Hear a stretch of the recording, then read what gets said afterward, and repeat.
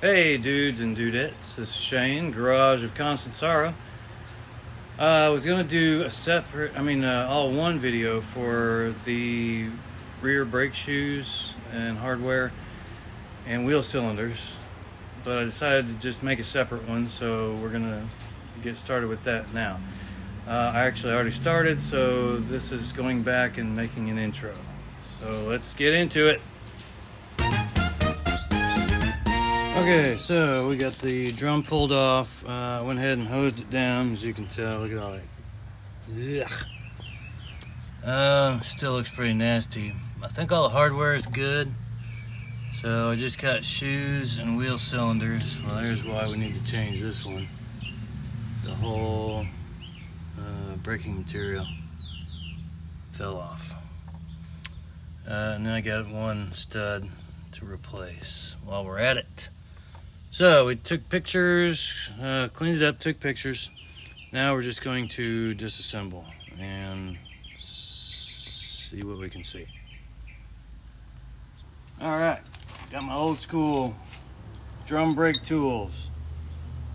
We got the shoe hold down spring remover. We got, what do you call this? It's got, it's the spring remover and installer. So these springs, if you hook, let's see, this takes them off. You rotate it on there and pop it loose, and then this one has a little indentation where you put the hook the spring here, put this on the stud, and then slide it over. Shoot, slides right into place. Spoon for turning the adjuster. And then you guys saw this in one of my recent videos. It's a spring puller. Basically just hook the spring and gives you a lot of leverage to pull it into a certain position. So that being said, let's get down to it. Oh my God, those are tight. Let's try this one. No, this one's not gonna work. Oh, maybe. No, it's not.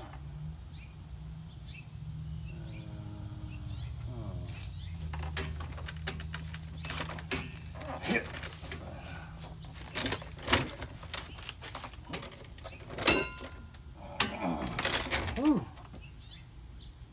Alright, now what I like to do when I'm taking these off, just kind of set them in a position off to the side of roughly where they were in the whole scheme of things here, because there's a lot of springs on this one. Oh, hang on. And there.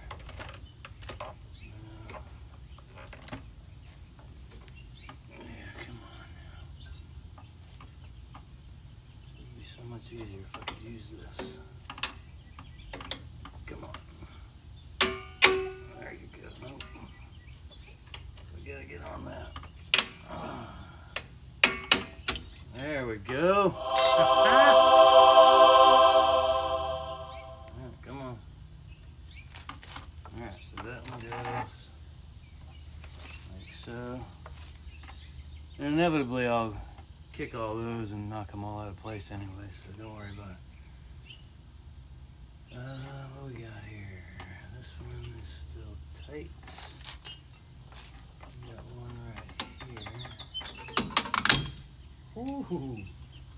Ha! That one is on the bottom, like so. And that loosens up this one. Which goes like so here.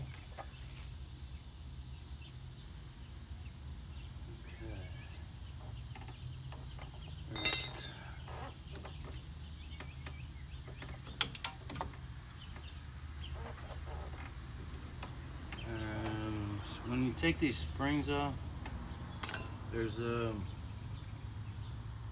cup that goes on the back side of them up against the shoe. This one's stuck in there, so just make sure you get all the pieces of it out of that shoe.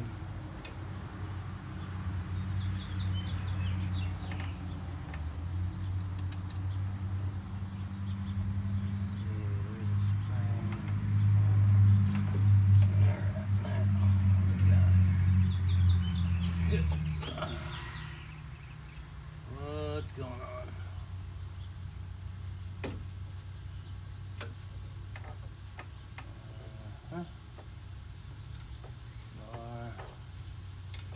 Whoop, there's a broken spring. Although I might not need it. It's for the spreader bar that keeps them from not going too far in. I don't know. And this is nasty. Alright, where is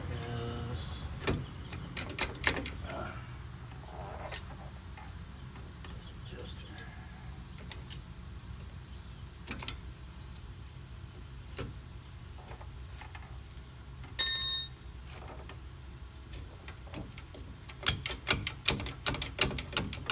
Come on. Oh man, look at this. Ah, that one was coming off too. No.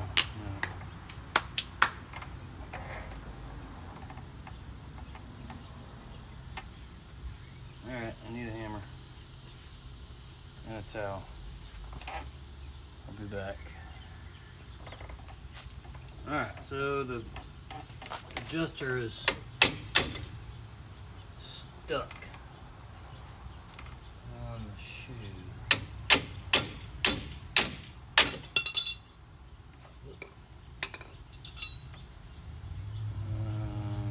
Yeah, that's, I think that one goes like so. Yeah, good thing we took a picture, because I think that's how this goes, but I'm not entirely sure. Oh yeah, that's it. For sure. Where'd my cap go? There. This is that other piece. It goes through the shoe and holds the spring in place.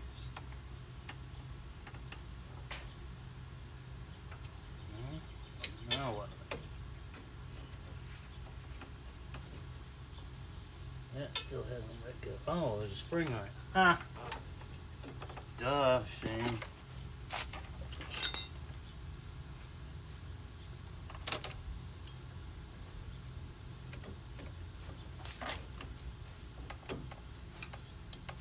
Come on, over there. Yep. There you go.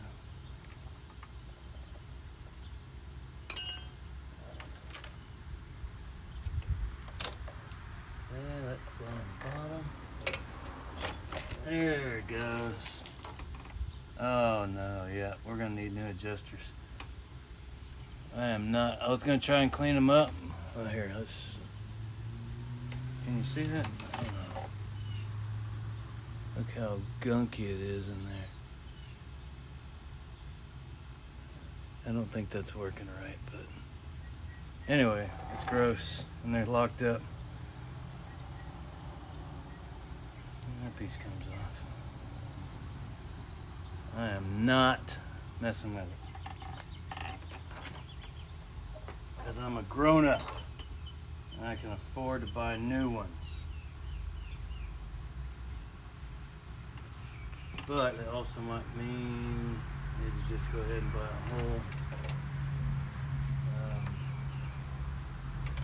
whole spring kit.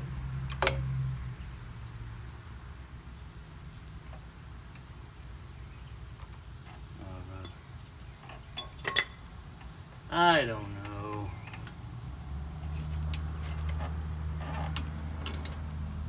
Sure would look pretty. All brand new springs in there. Got a pretty mouth, boy.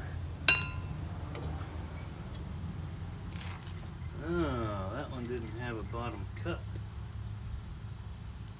Or did it drop? And I didn't see it.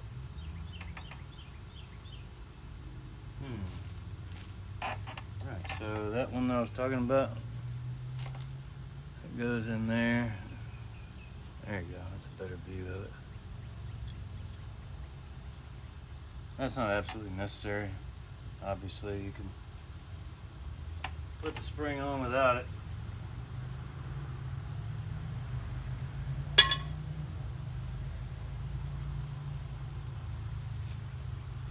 And yeah, that's kind of nasty. That's so gross. Alright, so we're gonna put some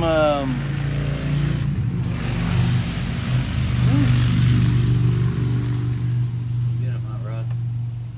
Some what do you call it?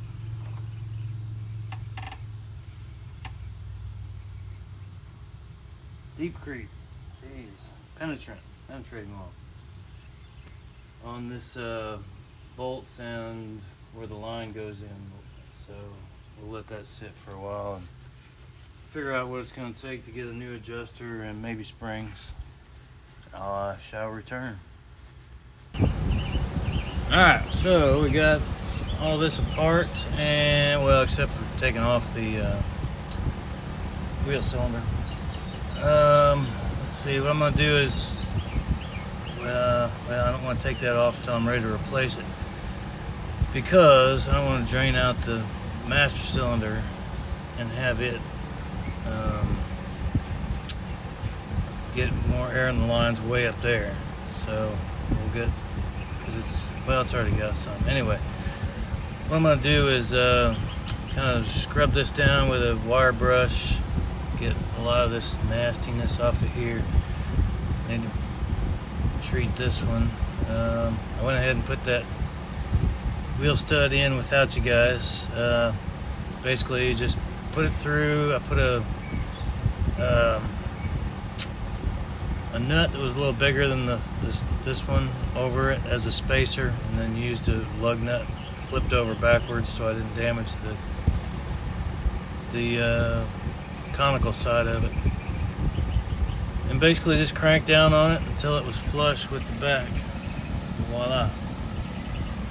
So good to go. Alright, and I had to get the fan out because it's friggin' hot out here. I was sweating my hoo-ha off. Anyway, alright, I'll fill you in later. Okay, so I forget where we left off exactly, but I got everything off and started to break loose the line nut that goes into the wheel cylinder, and of course it rounded, even with the line wrench. So it was in there pretty good. So I thought I was going to have to replace this line over to the junction where the single line comes back to the axle. So out of desperation, I got some vice grips, and vice grips to the rescue. It actually loosened it up enough and didn't damage it so much that I couldn't use the line wrench. So loosened it up, put the line wrench back on, and worked it loose. So now it's good. Got the bolts out, and I'm about to pull it out. So let's see how it goes. All right, piece of cake. It was a little stuck in the hole. It actually goes into a hole on the back side of the master cylinder. So it had some crusties and corrosion and whatnot. So the old one had to pry it out. Got the new one in. These little push rods here are all crusty, so I cleaned those up. Went ahead and greased some of these points here. Greased that thing. It's the parking brake lever. And it located. I got new hardware coming, so it'll be here later this afternoon. So I'm going to call it a day. And we're back. Alright, so we got the new hardware. We got the old hardware. The only one piece it didn't come with was this. Probably gonna have to clean that up. But there's the spring that broke right there. It goes on the end of that bar on that side.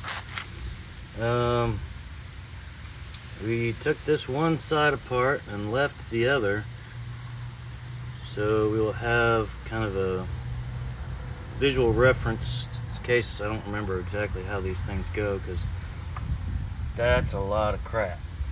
These things are way too complicated. That's why disc brakes are so cool. Anyway, I'm probably not going to show all this because you're not going to be able to really get in there and see it anyway. But I'll keep you apprised as we go along. Alright, later. And there we go. All done. It was a pain in the butt, but I had to reference the other side a couple times because I couldn't remember which way everything went. This one was a pain in the ass. It was the last one to go on. I was trying to hook it here first and then stretch it down to here, but realized I forgot that this tool has this end on it, that little divot. You put the spring over this part and hook that divot onto whatever it is you're trying to go onto, and then lift up, and the spring slides down over that post, or in this case a little hook. So we did a little lubrication, lubed anywhere that metal to metal, the backing plate to the shoes, all these pieces. The adjuster lubed the this little piece here, spins freely, so put a little bit of lube on it before you put it on there. Got them adjusted out, as you can see, to whenever you put the drum on, it just barely drags the shoe, so that's really close to being perfect. Let's see, I got my new stud installed, so I got 5 now. And this is what I did yesterday. I've heard online that the Edelbrock carburetors are very sensitive to fuel pressure. So they say 5 to 5.5 psi, and since you never really know what any pump is putting out, even when they say they're within a certain range, they can deviate from that. So for these carburetors, you really want to know exactly what your fuel pressure is. So I got just a cheap off of Amazon fuel pressure regulator and gauge. Zip tied them over here just for now. Got my filter before the regulator, just to make sure no gunk gets in here. And we got her dialed in for idle adjustment and idle speed. So I think we're almost done. I'm not going to show you the rest of the brakes because one side is just the same as the other. So after that, I've got a gauge set. I want to know what the oil pressure and temperature is, so I don't screw something up. Anyway. So when I was finishing up on this one, what I did on the first side was when I took off the wheel cylinder, I left the new one off until I saw some fluid coming through the line, make sure everything was clear and it could gravity feed at least. So that it did. It dribbled out a little. So I thought, okay, well, the whole line's good up until this point. But when I went to this side, did the same thing and nothing came out. So I broke the line loose at the T where the rubber line comes from the body to the axle. Broke the line for just this side and hooked a vacuum gauge on it, and it was sucking air pretty good. So, or not a vacuum gauge, a vacuum pump, a little hand pump. So, I pumped it up before I broke that line loose, and it was holding pressure. So there was like no flow through this rear circuit. So broke the line loose, and it was flowing good through just that small piece of line from the T to the wheel cylinder. So I knew that something was going on. Most likely it was with that hose. Sure enough, so I finally got the hose off after a little dealing with some rust on the fittings, and tried to blow through it. Sure enough, nothing. So out of four or five different part stores, only one had one in their system, and it was in, I don't know, an hour away at a different store. So I had to wait for it to come in overnight. So I finally got it in. I'm gonna put it in now and button that up. Should be good to go because we got all the everything else. I'm not gonna take this back off, but so all this one's good, all the other one's good. Lines are good. That's where that fitting end where the T is for the oh, good Lord, Shane, use your words, buddy. For the hard lines to hook into, and then the other end of it goes back up in here somewhere. And it continues. All right, here was where we're at. Let me show you.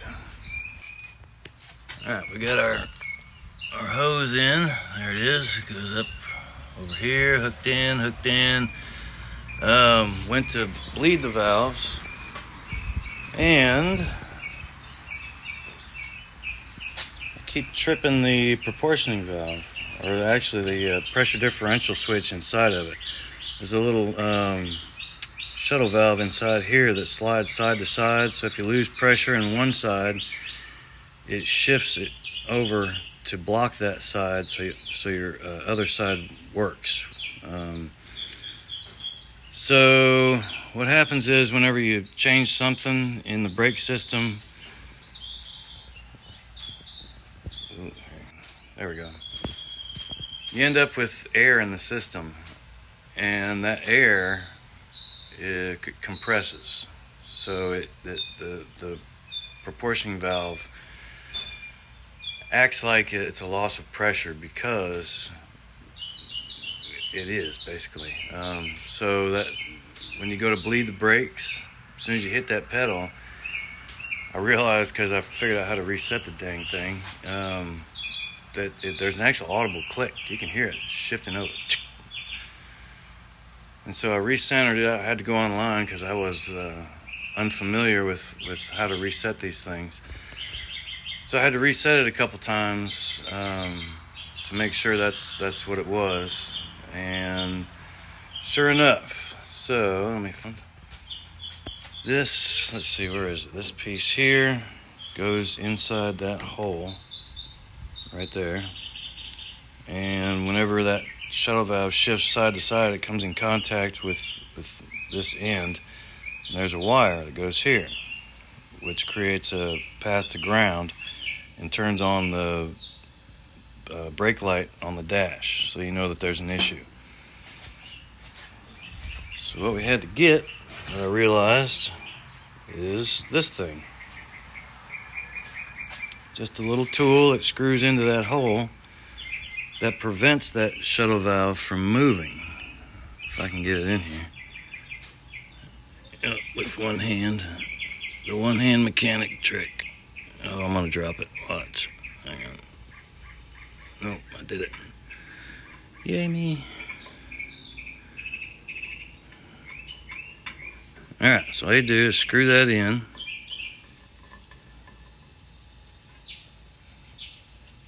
And then we bleed the brakes, which I'm not actually going to show you, but I will show you my setup. A little one-man setup. I just put this here with the hose down into the fluid. You hook the other end up to the wheel cylinder or piston in the front, or caliper in the front. Break the bleeder valve, and then just get in the car and pump the brakes a few times. I'm going to start on this side. You really should start on the other side, the one farthest from the master cylinder, but I'm going to start on this side just so I can watch and make sure the fluid and air is coming out. And then we'll finish up with the rest of them. All right, well, so that'll be that. I'll get back to you and let you know if it worked.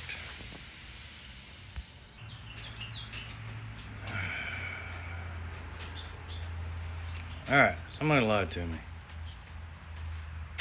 This tool was supposed to go down inside that hole and keep that stupid valve from going side to side. But, let me show you. Look, this is the switch that goes in the hole. This is the tool that goes in the hole to hold the thing. They're the same length, so theoretically, it should go down in there far enough, but it doesn't. Damn thing does not hold that stupid shuttle valve from moving back and forth. So now I gotta figure out what to do. So I'm just gonna end this right here. I don't know. I gotta do a little research, see how much a new, I mean, it may be a bad proportioning valve. At this point, I don't know if I can take it apart and clean it, put it back together, or if I even want to. So I'll see how much they are, and if they're not too much, I'll throw one of those in there. See if that helps, because it's the only thing. It's not letting me bleed those back brakes. I can center it. Actually, look what I did. I took a screw, this teeny tiny little screw, and I put it down in the hole to give me a little more length, right? And it kind of worked, I think. But it's that shuttle valve still moved just a little, just like that. But from here to there, to there, to there, and it's enough to stop the fluid flow to the back brakes. So I don't know. At my wit's end. So I'm gonna call this one a day. I got a what do you call it? Gauge set to put in. I'll work on that for a little while. We'll do that one in the next video. Talk at you later. Thanks for watching.